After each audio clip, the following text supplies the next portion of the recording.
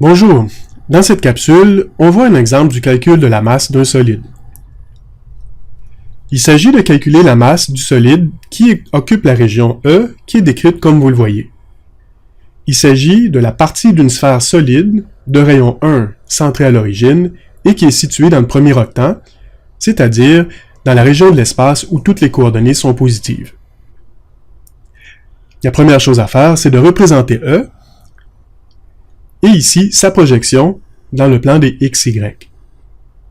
Sur la figure de gauche, on voit que la région E est bornée inférieurement et supérieurement, c'est-à-dire en Z, par le plan Z égale à 0 et la sphère.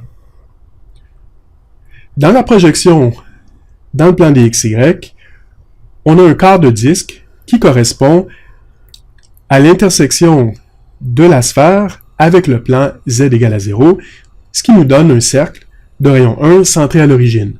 On a seulement un quart de disque, puisque les points de E proviennent du premier octant.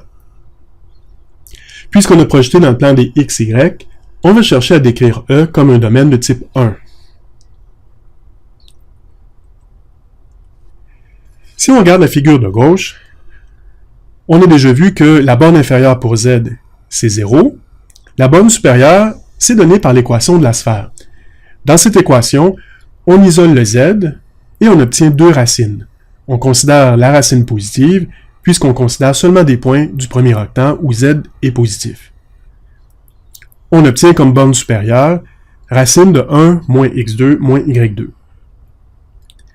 Maintenant, sur la figure de gauche, on voit que la borne inférieure sur y, c'est 0 et la borne supérieure est donnée par le cercle. Le cercle, son intersection est obtenue en posant Z est égal à 0 dans l'équation de la sphère. C'est donc x2 plus y2 est égal à 1, et en isolant y, on obtient encore une fois deux racines. On choisit la racine positive, pour la même raison que tantôt, on travaille dans le premier octant, c'est-à-dire là où toutes les coordonnées sont positives. La borne supérieure pour y est donc donnée par la racine de 1 moins x2.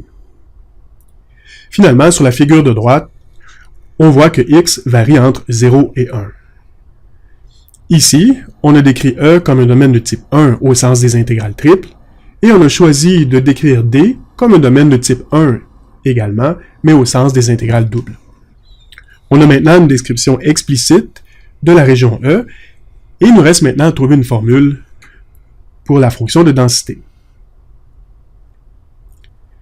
La densité est proportionnelle à la distance à l'axe des Z. Pour un point x, y, z, sur la figure de droite, cette distance est appelée d et représentée par le segment en rouge.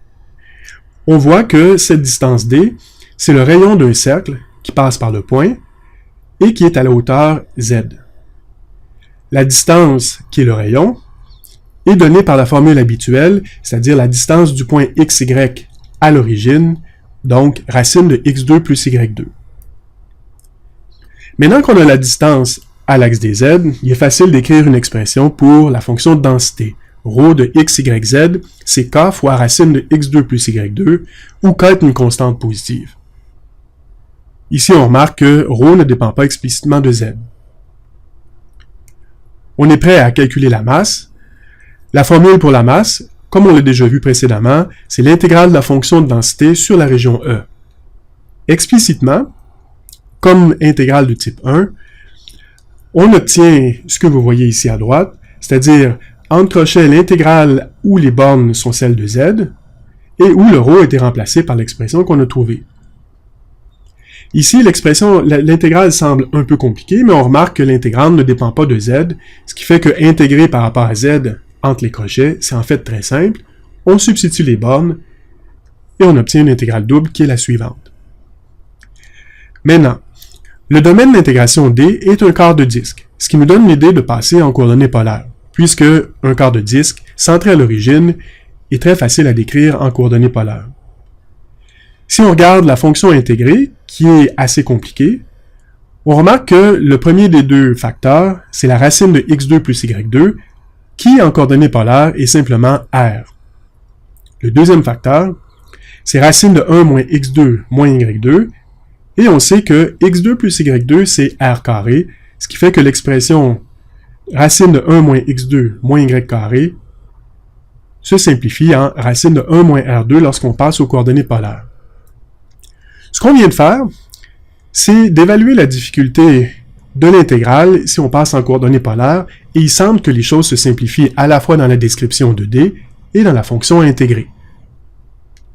Donc, on passe en coordonnées polaires, et on obtient à intégrer sur l'intervalle 0, 1 pour R, puisque 1 est le rayon du cercle, et 0 pi sur 2, puisqu'on prend seulement le quart de disque, la fonction R, qui correspond à racine de x2 plus y2, fois racine de 1 moins r2, qui correspond au deuxième facteur dans l'intégrande, fois R, qui est le jacobien. Après simplification, on obtient une intégrale qu'on peut évaluer à l'aide d'une des formules à la fin de votre livre, la formule 31, ou encore à l'aide d'une substitution trigonométrique. Une fois qu'on a intégré par rapport à R, on obtient une constante. L'intégration par rapport à θ est très simple, et on obtient finalement k fois pi carré sur 32, qui est la valeur de la masse. Comme on l'a fait remarquer dans des exemples précédents, la constante de proportionnalité k demeure dans l'expression de la masse, et si on n'a aucune autre information, il n'est pas possible de la déterminer.